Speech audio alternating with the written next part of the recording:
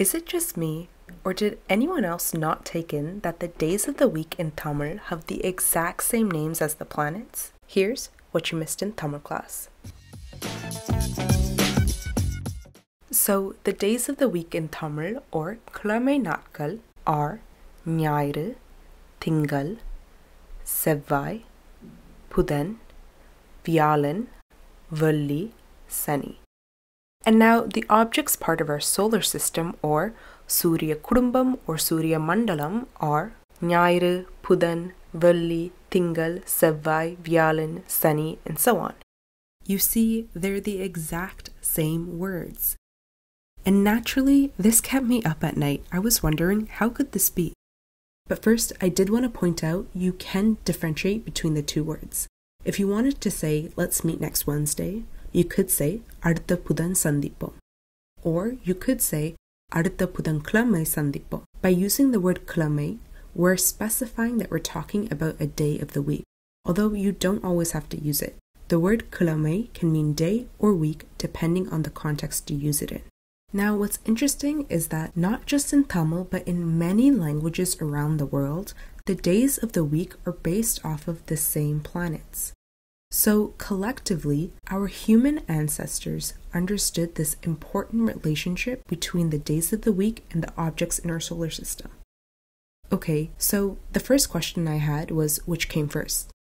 Did we name the objects in our solar system first, or the days of the week?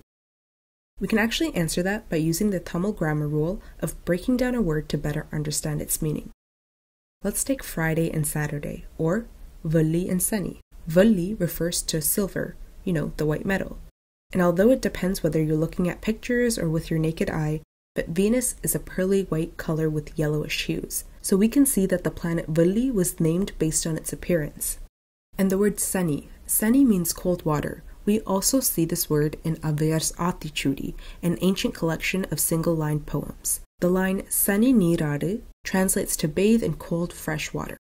And the rings of Saturn are made up of 90% ice water. And now, if we go through the rest of the list, which I'm not going to do in the interest of time, we can see that the names we have for the objects in our solar system came first, as each word actually describes the physical appearance of these objects. So first, we noticed the objects in our solar system, and we decided to name them. And then we somehow decided to choose the sun, moon, and 5 other planets to name after our days. But why just 5 planets? Why not all of them?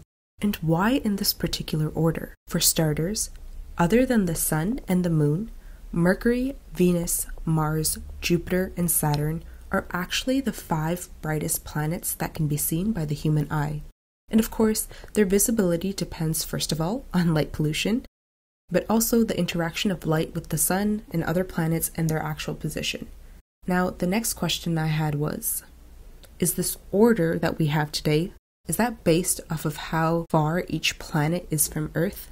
Well, if we look at the distance between the orbit of Earth and the orbit of each planet, the order we get is, so perhaps the days of the week aren't based off of which planets are closest to the Earth.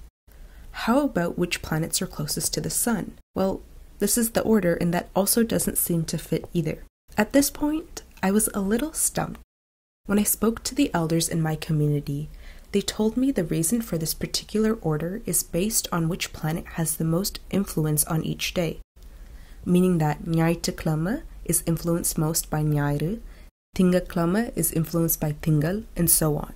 At first I thought, what does this even mean? How do I know what it feels like to be influenced by something so far away from me? Then again, we do know what that feels like.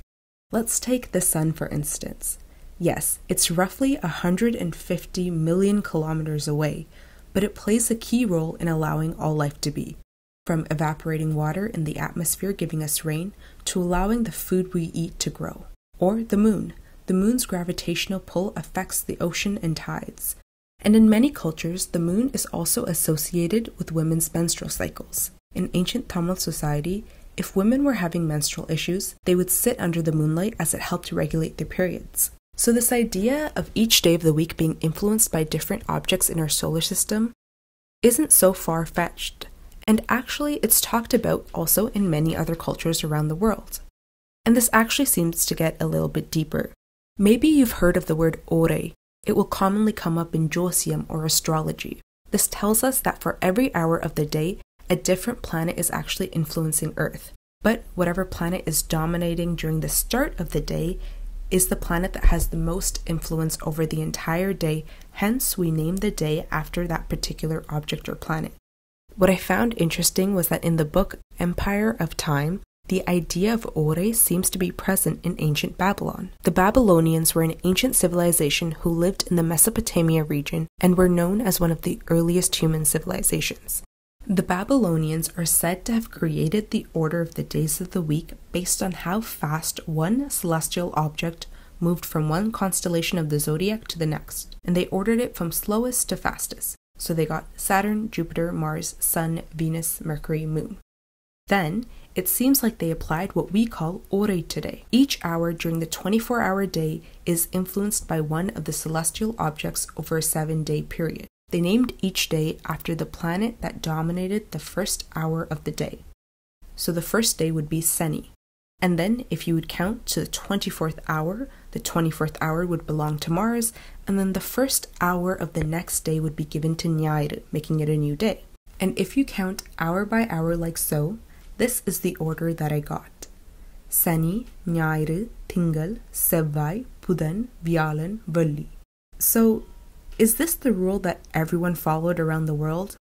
And does that mean Saturday was actually the first day of the week, but it seems to have gotten changed over centuries due to religious reasons? And how exactly do we know that every hour a different planet is influencing Earth? Now, I guess you should just consider this video a part 1, because honestly, I still have many more questions. But if anyone has anything they'd like to add, please comment below. Thank you for watching, and I will see you in the next video.